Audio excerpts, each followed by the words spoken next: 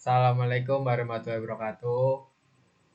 Di sini saya akan menjelaskan tentang kurva kapabilitas generator sinkron yang membahas tentang batas aman operasi, daya reaktif, dan daya aktif. Sebelumnya perkenalkan, nama saya Nandendra Pratama dengan 5054 dari kelas Rek B. Kurva kapabilitas itu apa sih? Kurva kapabilitas itu merupakan grafik yang menunjukkan batas operasional aman sebuah generator sinkron.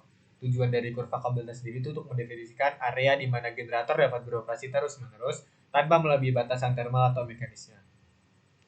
Kurva kapabilitas sendiri memiliki diagram kunci, yaitu sumbu horizontal untuk daya reaktif P diukur dalam megawatt, dan yang kedua ada sumbu vertikal untuk daya reaktif disimbolkan Q diukur dalam M4 megavolt ampere reaktif. Setiap titik dalam kurva adalah operasi yang diizinkan. Titik di luar kurva beresiko akan merusak mesin itu sendiri. Yang kedua saya akan menjelaskan tentang motor sinkron. Motor sinkron sendiri itu ada dua bagian ya. Yang pertama ada rotor, yang kedua ada stator. Stator sendiri itu merupakan komponen luar. Batas arus stator, busur luar kurva, berasal dari lilitan pada stator. Ketika arus di stator terlalu tinggi, panas akan meningkat. Hal tersebut akan membatasi total daya semu yang disebutkan dengan S. Yang kedua ada rotor. Rotor itu merupakan komponen dalam yang berputar. Batas arus medan atau rotor busur atas kurva berasal dari lilitan pada rotor. Arus tinggi di sini menghasilkan panas yang membatasi daya reaktif yang disebutkan dengan Hi yang mendapat dihasilkan oleh generator.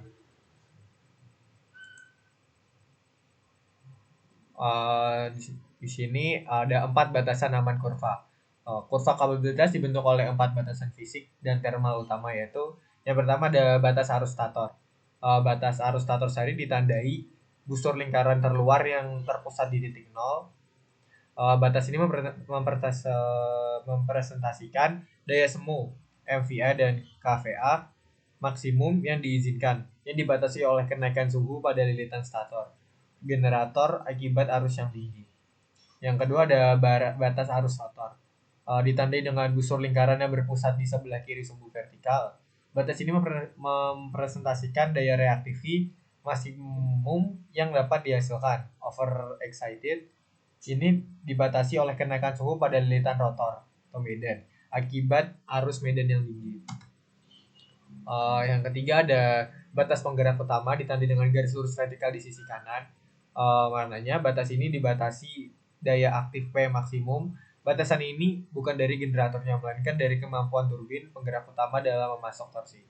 Yang terakhir ada batas stabilitas lunak SSL, ditandai kurva yang memotong area kuadran bawah penyerapan Hi. Makna batas ini membatasi daya reaktif yang disebut dengan Hi maksimum yang dapat diserap under excited. Jika dilampaui generator, beresiko kehilangan sinkronisasi dengan sistem jaringan sudut daya menjadi terlalu besar. Untuk gambar kurva kapabilitasnya bisa dilihat di sini.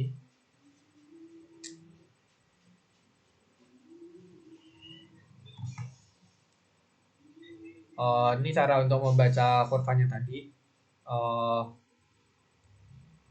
Area operasi aman atau zona hijau tuh setiap titik P dan Q di dalam batas kurva adalah mode operasi yang diizinkan secara thermal dan stabil. Generator dapat beroperasi di sini secara terus-menerus tanpa batas dan tanpa resiko kerusakan. Bagian hijaunya tuh di sebelah sini ada zona operasi aman atau steady state stability tune-up. Yang kedua ada operasi overexcited yang menghasilkan Q berada di kuadran atas nilai Hi positif. Generator menghasilkan atau mensuplai daya reaktif ke sistem. Penting untuk menaikkan tegangan sistem dan menjaga stabilitas dibatasi oleh batas arus rotor atau medan dan batas arus stator.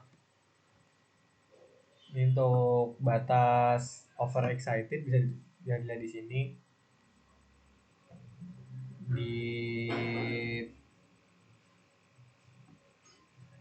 Ini ya teman-teman, bisa dilihat di garis yang warna merah.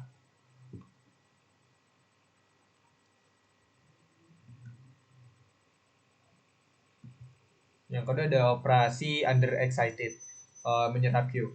Berada dalam kuadran bawah nilai Q negatif, generator menyerap atau menarik daya reaktif dari sistem. Hal ini penting untuk menurunkan tegangan di bus generator.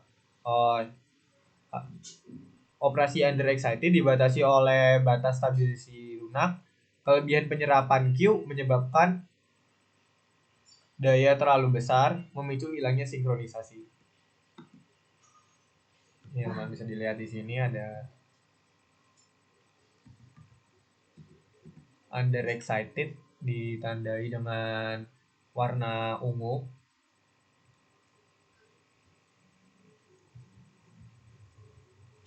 Yang terakhir ada operasi puncak. Titik di mana kurva arus stator FVA bertemu dengan batas prime mover Pmax adalah titik daya semu maksimum. Pada titik ini generator beroperasi pada batas kapasitas totalnya.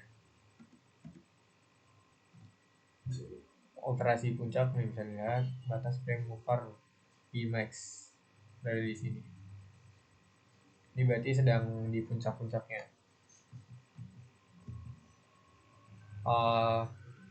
Apa sih pentingnya kurva Cabriles itu? Yang pertama untuk menjaga batas thermal. Kurva ini mencegah operator menjalankan generator pada arus yang terlalu tinggi.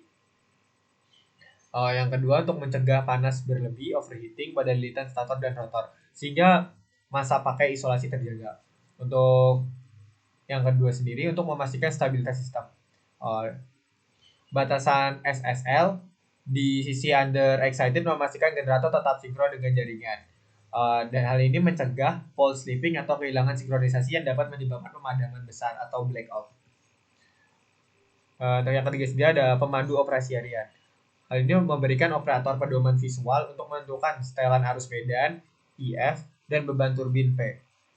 Hal tersebut memungkinkan operator untuk memaksimalkan output daya aktif P sekaligus menjaga profil tegangan melalui daya reaktif Q.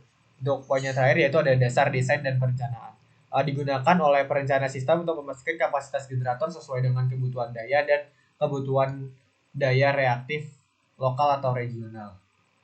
Kesimpulannya sendiri itu capability curve atau kurva kapabilitas adalah peta jalan operasional yang fundamental bagi generator sinkron. Secara grafis mendefinisikan zona operasi aman generator dalam diagram daya aktif P dan daya reaktif Q. Kurva ini diwujudkan oleh 4 batasan kritis, termasuk batas thermal lilitan stator, daya semu atau MVA, batas thermal lilitan rotor, arus medan, batas mekanik prime mover Pmax, dan batas stabilitas lunak SSL. Semuanya esensial untuk mencegah overheating dan loss of synchronization. Hal tersebut digunakan untuk mematuhi batas kurva, memastikan operator dapat memaksimalkan keluaran daya, dan menjaga stabilitas sistem tanpa mengurangi keandalan serta masa pakai generator secara keseluruhan. Sekian presentasi yang bisa saya jelaskan tentang kurva kapabilitas. Kurang lebihnya mohon maaf. Wassalamualaikum warahmatullahi wabarakatuh.